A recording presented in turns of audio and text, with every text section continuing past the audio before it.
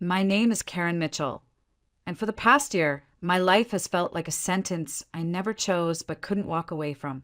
I work long hours at a furniture plant in Cleveland, sanding down rough wood until my hands ache and the fine dust clings to my clothes like a second skin. The plant whistle marked the end of another shift, and as I slipped off my gloves, a couple of my coworkers laughed about grabbing drinks at a bar down the street. They waved me over, inviting me to come along. I smiled, shook my head, and said I had somewhere to be. It wasn't a lie. I always had somewhere to be. That somewhere was a cramped two-bedroom apartment on the west side of the city where my 75-year-old mother-in-law, Margaret Whitmore, waited for me. Margaret wasn't bedridden. Not exactly, but her health was failing, and her spirit was as sharp as ever, too sharp sometimes. She had once been the formidable manager of a steel factory, a woman who knew how to command men twice her size, and she carried that authority like a weapon even now. Age hadn't softened her. If anything, it made her more determined to remind everyone that she was still in control. I stepped out of the plant into the gray Cleveland evening, the sky low with clouds, the smell of rain clinging to the wind. My coworkers' laughter faded behind me as I walked toward the bus stop, shoulders heavy not just from the workday, but from the knowledge of what awaited me at home. I had been living with Margaret since my husband died almost a year ago. It felt like a lifetime already. When he passed, there was no one else to look after her. She had outlived nearly all her friends, her siblings were gone, and her only child was buried in the cemetery on Lorraine Avenue. That left me. I told myself it was my duty, the last thing I could do for the man I loved. But every day since, the weight of that promise pressed harder on me. Margaret wasn't cruel, not exactly, but her words could cut. She questioned every choice I made, from the groceries I bought to the way I folded her laundry. Sometimes I wondered if she saw me as a daughter-in-law at all, or just an employee who had nowhere else to go. Walking up the cracked sidewalk to her building, I often felt like a prisoner returning to a warden. The comparison wasn't lost on me. I used to think of myself as independent, strong. But with Margaret, I felt like a girl again, stumbling under her disapproving eyes. And yet, mixed with the resentment was something softer, pity, maybe, or a lingering sense of loyalty. She was old. She was alone. She had lost her son, too. I reached the apartment door, fishing for my keys with fingers that still smelled faintly of varnish. My chest tightened, the same way it always did before I turned the lock. Inside was Margaret, perched in her chair like a dragon guarding a hoard, the television flashing light across her lined face. She would greet me not with warmth, but with questions, demands, reminders of how she used to run entire shifts of men without complaint. And me?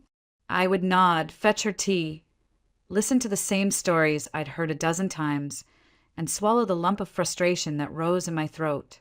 I told myself I was strong enough to handle it, strong enough to live in this tower with the dragon. But as I set my hand on the door that night, bone-tired and already bracing for battle, I wondered how much longer I could keep pretending that this was a life at all. The hallway smelled faintly of boiled cabbage and dust, the kind of odor that clings to old apartment buildings in Cleveland.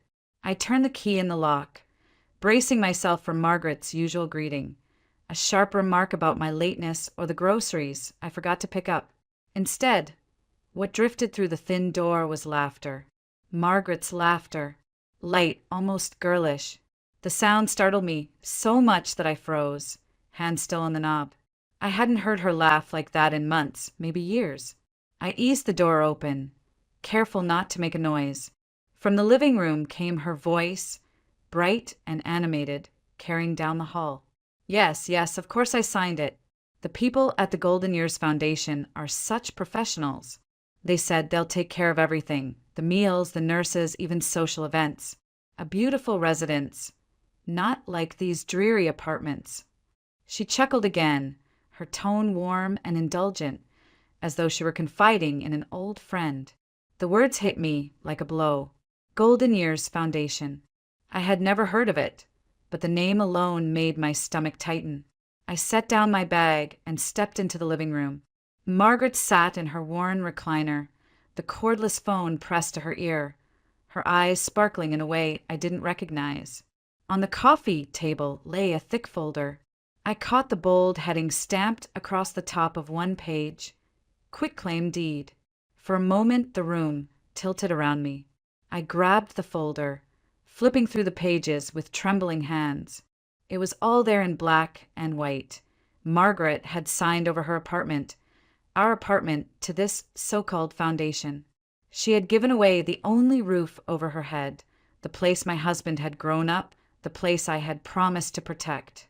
She looked up, annoyed at the interruption, and pressed the phone against her chest. "Karen, put that down. You don't understand. This is my choice. Your choice." My voice cracked. "Do you even realize what you signed? This deed, this isn't a contract for care. It's a transfer of ownership. You gave them the apartment. It's not yours anymore." Margaret waved a dismissive hand, as though I were a child whining about chores. "Don't be dramatic. They gave me proof."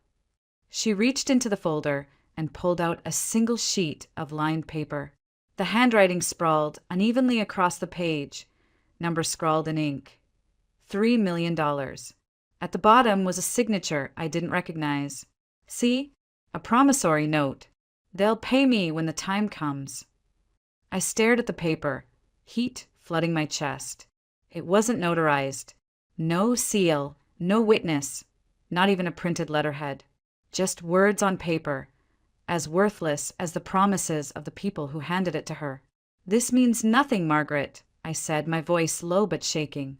"It wouldn't hold up in court for a second. They conned you. They took your home, and they gave you trash in return." Her eyes narrowed, the sparkle replaced with steel. "You always think you know better, don't you? You think I can't make my own decisions because I'm old. Admit it, Karen. You've wanted this apartment since the day my son died. You don't care about me. You just want the property." The words cut deeper than I expected, sharper than any insult she'd thrown before. I opened my mouth to argue, to plead, but nothing came. The truth was in front of us, plain and merciless. She trusted strangers more than she trusted me. I clenched the deed in my hands, the pages crumpling beneath my fingers. In that moment, standing in the dim glow of the living room lamp, I realized the battle ahead wasn't just against a faceless foundation. It was against Margaret herself and the wall of suspicion she had built between us. I didn't sleep that night. The quitclaim deed lay on the kitchen table where I had left it, its legal jargon swimming before my eyes. Every time I closed them, I saw Margaret's face, stubborn, almost triumphant, as if she had outsmarted me instead of walked into a trap. By morning, exhaustion had hardened into resolve. If she wouldn't believe me, then I had to prove it myself. Downtown Cleveland was still shaking off the night when I got off the bus. The wind off Lake Erie bit through my jacket as I followed the address printed on the paperwork. It led me to a building on Euclid Avenue, one of those faded office blocks that might once have held insurance agencies or travel bureaus. The sign on the front window was new, though, Golden Years Foundation stenciled in cheerful gold lettering. Inside, the air smelled faintly of fresh paint and stale coffee.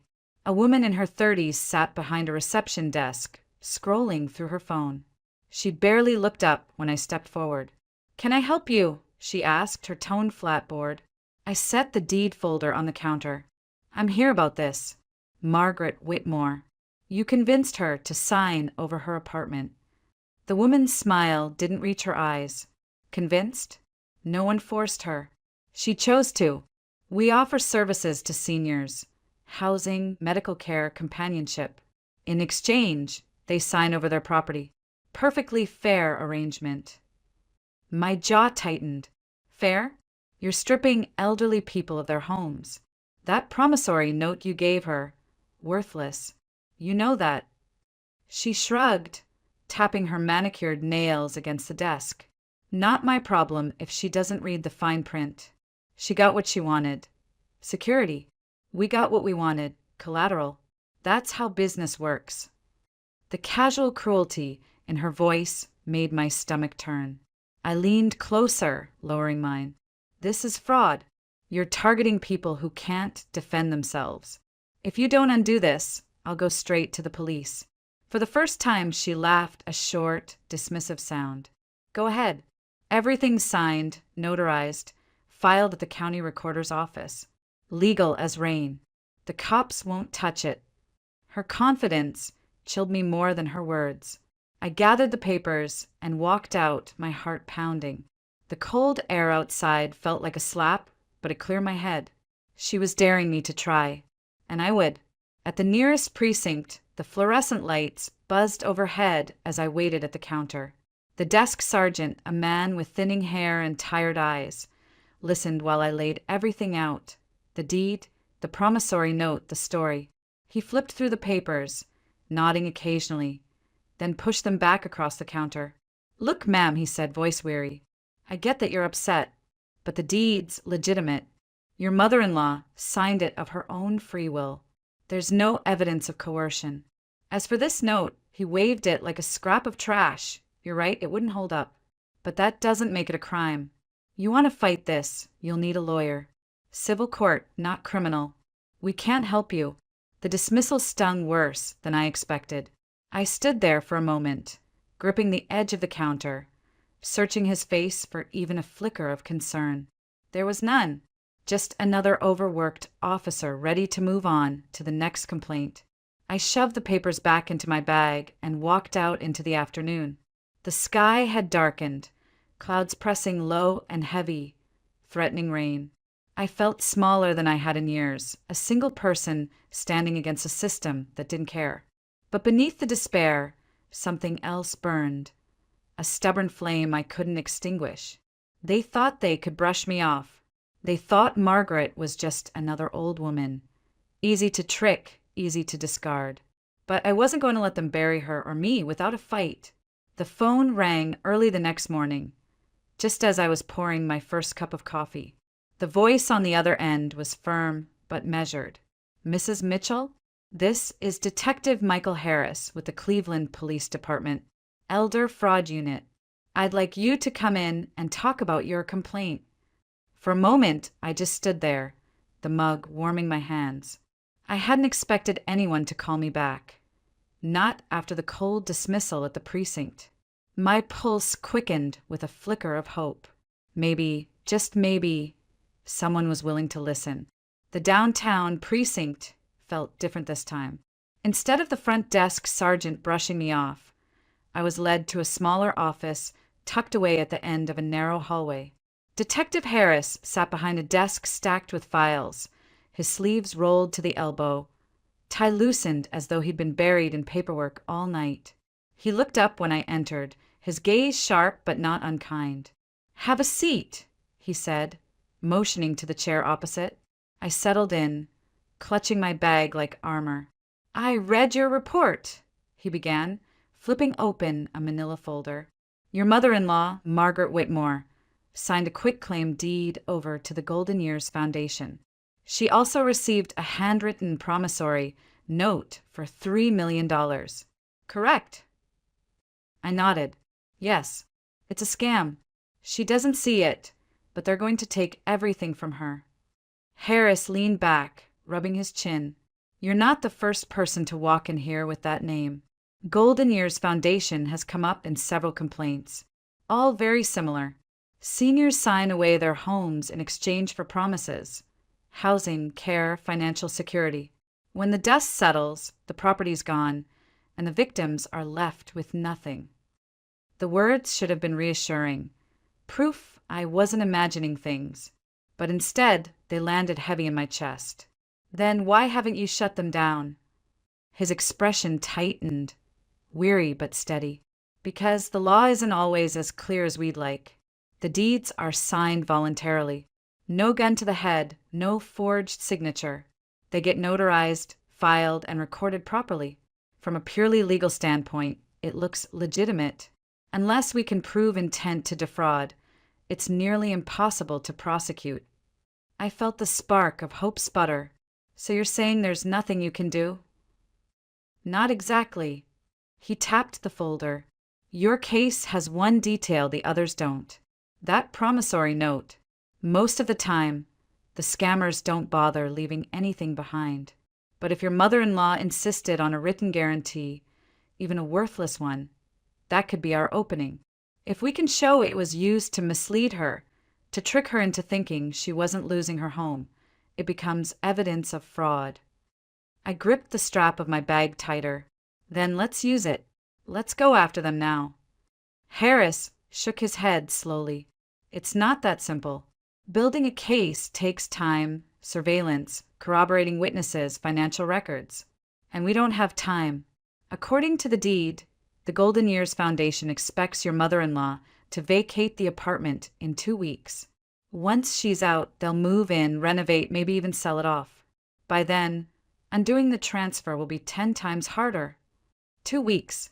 The words echoed in my head like a countdown clock. So what am I supposed to do? Just sit here and watch them take her home.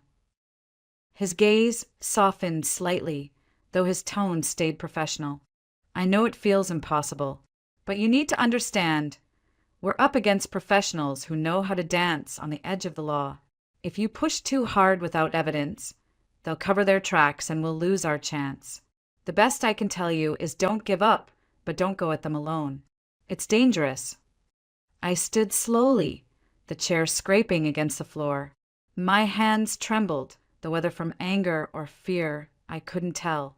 Detective, with all respect, watching her lose everything is not an option.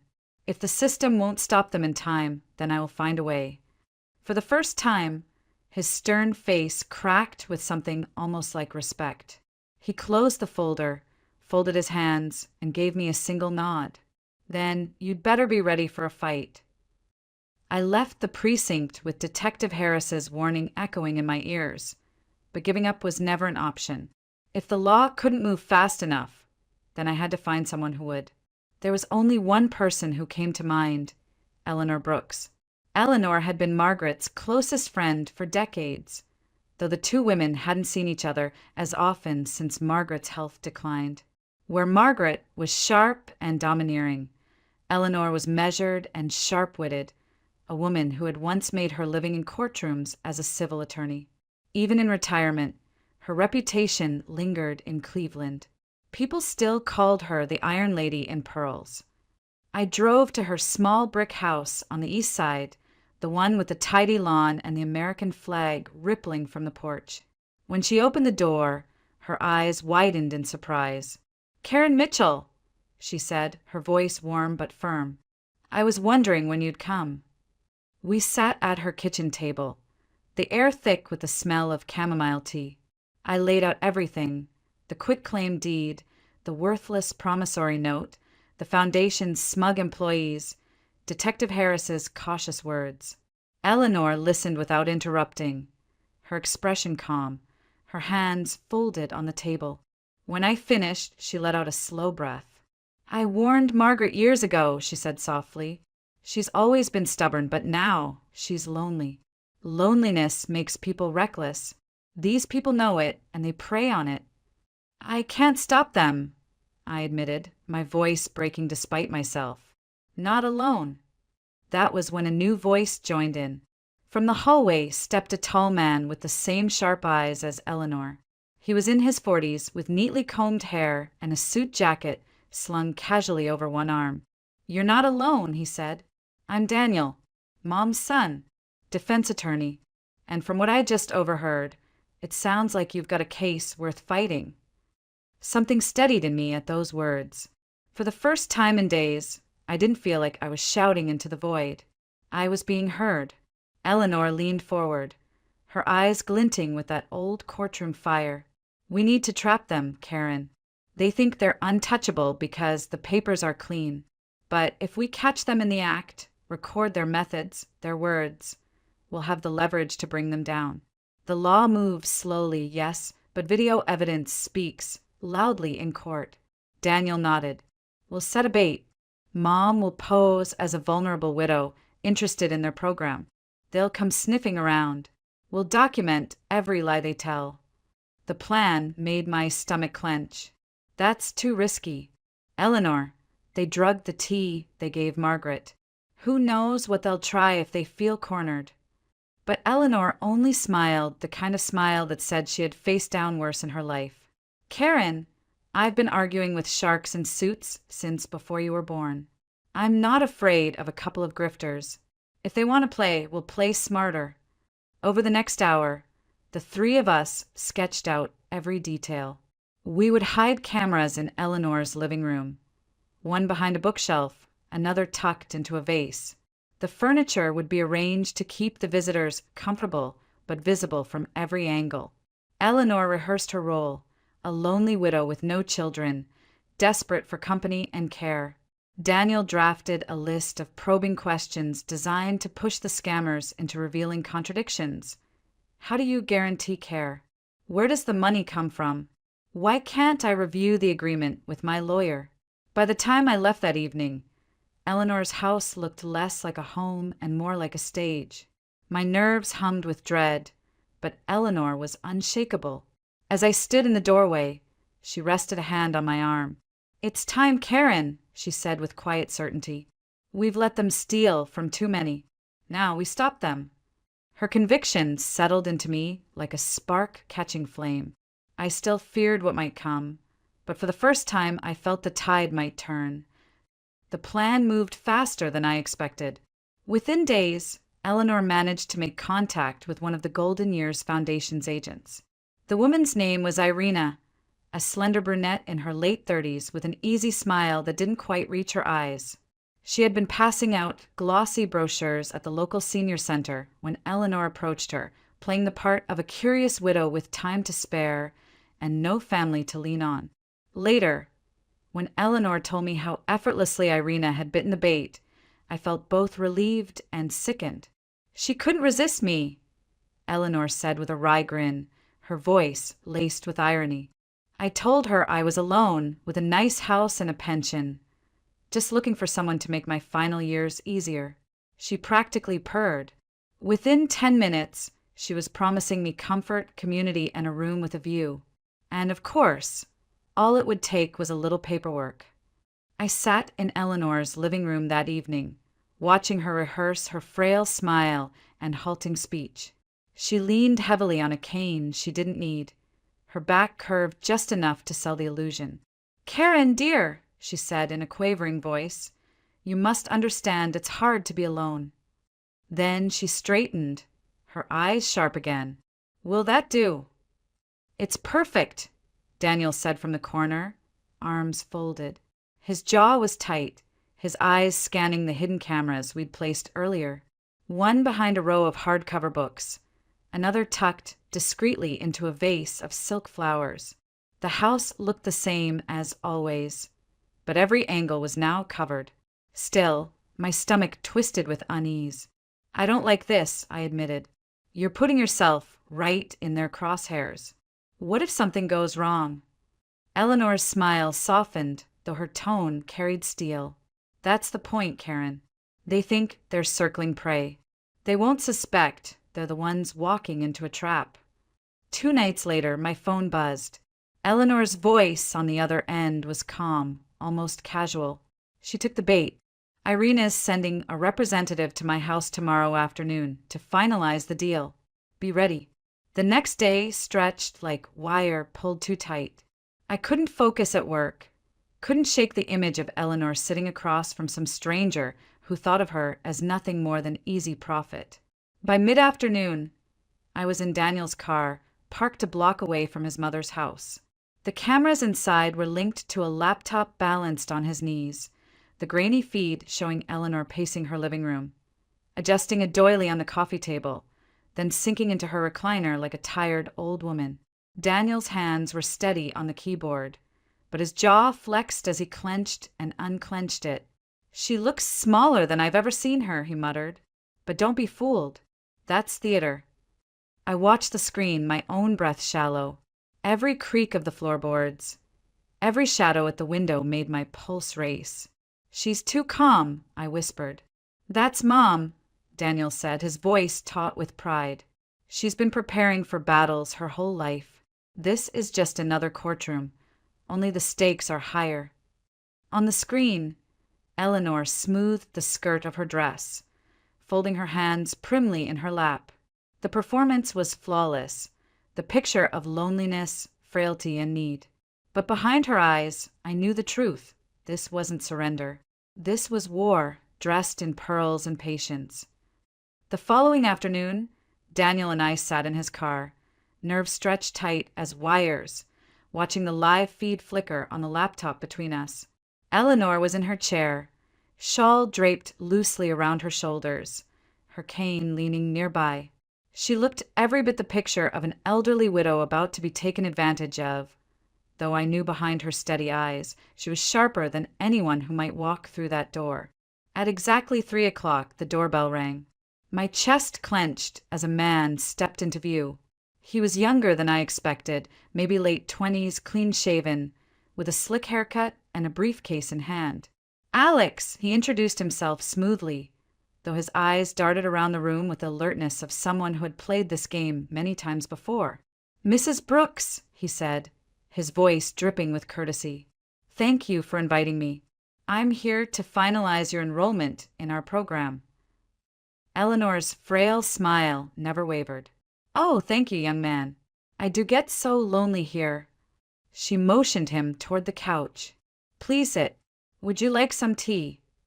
He declined politely at first, but his eyes fixed quickly on the folder she had placed on the coffee table. "We'll just take a moment of your time, ma'am. I've prepared the documents you'll need to sign." He opened his briefcase, pulling out the quitclaim deed, sliding it across the table with practiced precision. "This transfers your property to Golden Years Foundation, which will in turn provide you with lifetime care."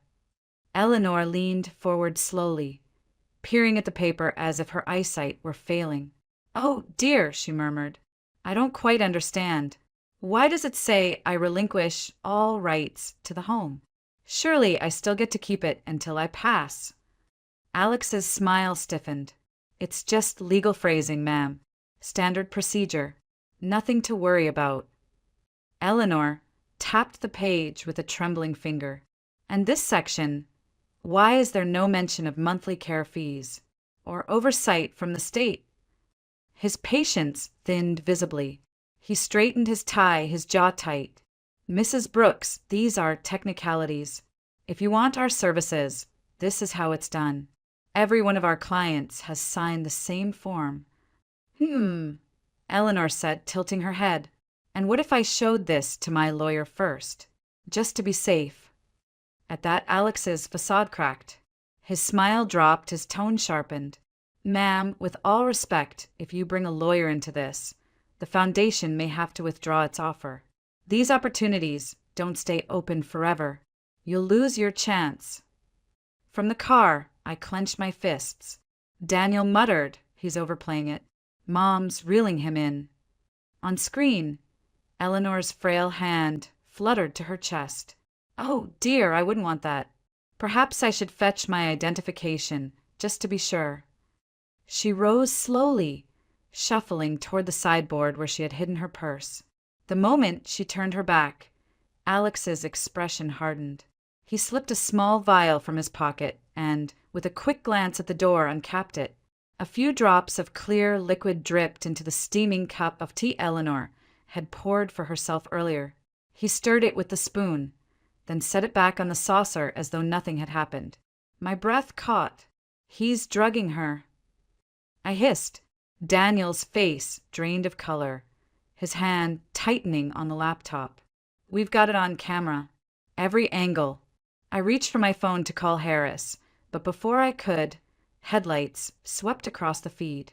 The front door burst open, and Detective Michael Harris strode into the frame with 2 uniformed officers at his back. "Hands where we can see them." Harris barked. Alex froze, the vial still half concealed in his fist. The officers wrenched it away, cuffing him before he could protest.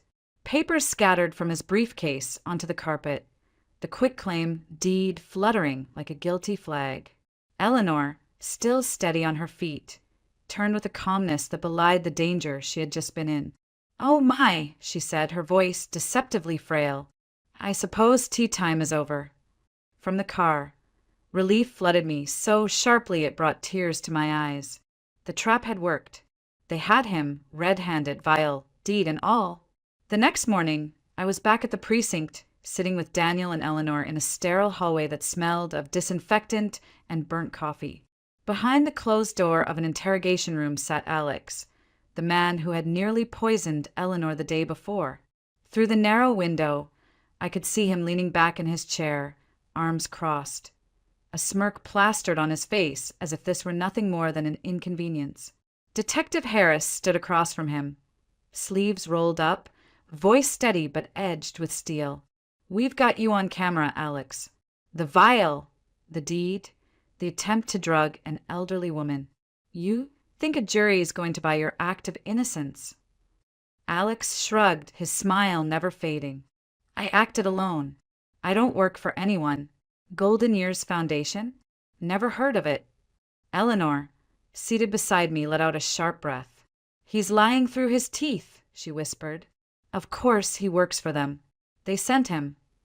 Inside, Harris leaned closer, his hands planted firmly on the table. Then why carry pre-prepared contracts with their name on it? Why drop their brochures at senior centers? Alex's eyes flickered for just a second before he recovered. "Found them. Reused them.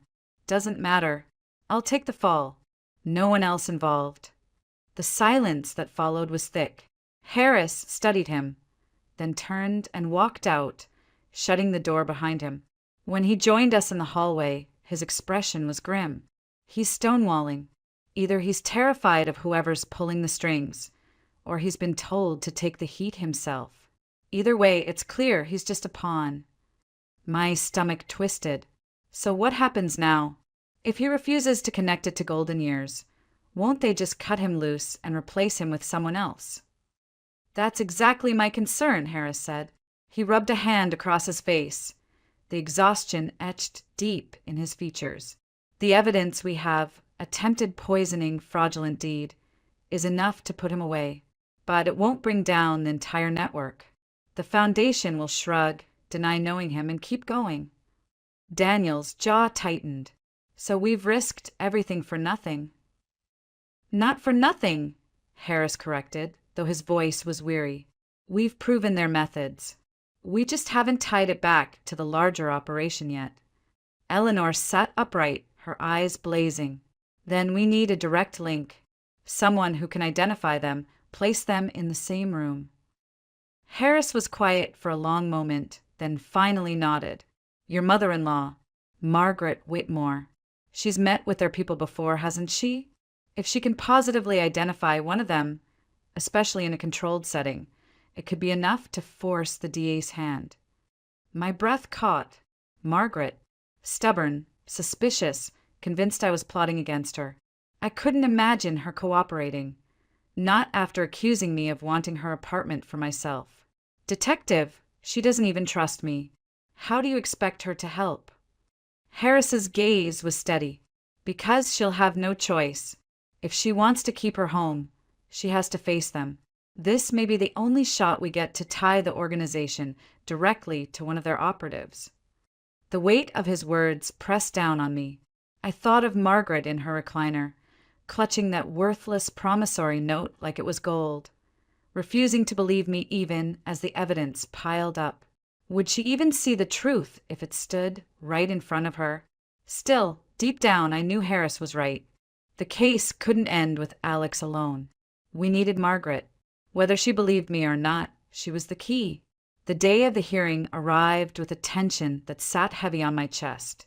The courthouse smelled of old paper and polished wood, the hum of fluorescent lights filling the quiet as we waited in a small witness room. Margaret sat across from me in her wheelchair, her silver hair pinned back, her eyes sharp despite the lines etched deep into her face. She had insisted on wearing her best wool coat, the one she used to wear when managing the factory years ago. Stubborn pride radiated from her, but beneath it, I caught glimpses of unease. Detective Harris leaned in, speaking gently. "Mrs. Whitmore will show you photographs and have you observe in person if necessary. Just tell us if you recognize anyone you dealt with." Margaret sniffed, her chin tilting upward. "Of course I will. I know who I spoke to. I'm not senile, detective." I wanted to reach across the space between us, to explain again that this was for her safety, her home, everything we both stood to lose. But words failed me. Too much had been said. Too much mistrust had piled up. So I stayed quiet, folding my hands in my lap as the bailiff opened the door. Inside the preliminary hearing room, the DA stood ready with a stack of files. At the defense table sat Irina, her poise unraveling as the evidence mounted. When Margaret was asked to look carefully, she didn't hesitate. Her finger lifted, steady as stone. "That's her," she declared, her voice ringing out. "That's the woman who came to my apartment, who promised me the world in exchange for my home." Irina's mask cracked then, a flicker of panic flashing across her face before she dropped her gaze. The DA laid out the rest. The video footage of Alex slipping the vial into Eleanor's tea, the seized quitclaim deed, the fraudulent promissory note, the testimony from Eleanor and Daniel. Piece by piece, the foundation's house of cards collapsed. Faced with mounting evidence and Margaret's unequivocal identification, the DA announced formal charges not just against Alex, but against Irina and others tied to Golden Years Foundation. Conspiracy to commit fraud, elder abuse, attempted poisoning. As the judge approved the charges, I felt my breath leave me in a rush, as though I'd been holding it for weeks. The apartment, Margaret's apartment, would remain safe. The people who had preyed on her, on countless others, were finally facing justice. When the hearing ended, Margaret's gaze shifted toward me. For once, there was no suspicion in her eyes, no sharp retort on her lips. Instead, she studied me with a long, searching look. "You fought for this," she said quietly, "even when I didn't believe you, even when I thought you were against me. You saved my home and me." The words stunned me more than any verdict. For nearly a year, I had lived in her shadow, shouldering her judgments, carrying her bitterness as if it were my own. To hear her acknowledgement, even grudging, felt like a door cracking open in a wall I had thought unbreakable. Eleanor and Daniel joined us in the hallway, relief written across their faces. Eleanor squeezed my hand. "It's done," she said simply. Daniel's nod carried unspoken respect, a silent promise that I wasn't alone anymore. That evening, back in the apartment, I sat by the window while Margaret dozed in her chair, the faint rhythm of her breathing filling the room. For the first time, I didn't feel trapped within those walls. The weight that had pressed down on me for so long was lifting. I thought of where I had begun, buried under duty, fear, and resentment, and where I stood now. Justice had been served. The dragon I had once feared had lowered her guard. And in the wreckage left behind, something fragile but real was beginning to grow. Trust, connection, the possibility of healing.